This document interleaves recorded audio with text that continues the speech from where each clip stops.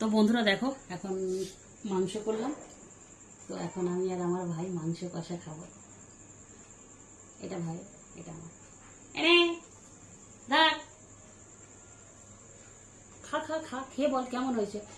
একটুখানি চেটে চেটে বল কেমন হয়েছে। একটু দূরে নিয়ে যাও ঘোরার দিয়ে। তুই তো লেবুর রসটা খাচ্ছিস, কেমন হয়েছে?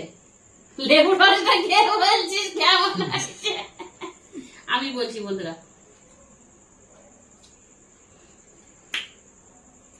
এই দেখা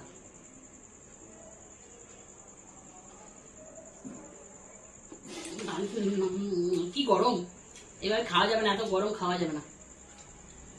এটা পুরো কষা করেছি, ভাই কালকে চলে যাবে, কষাটাই খাবো। মাছের ঝোল তো আছে, ওই দিয়ে ভাত খাবো, আর কষা মাংস 2 পিস করে হলেই হবে, না হলে না হয়।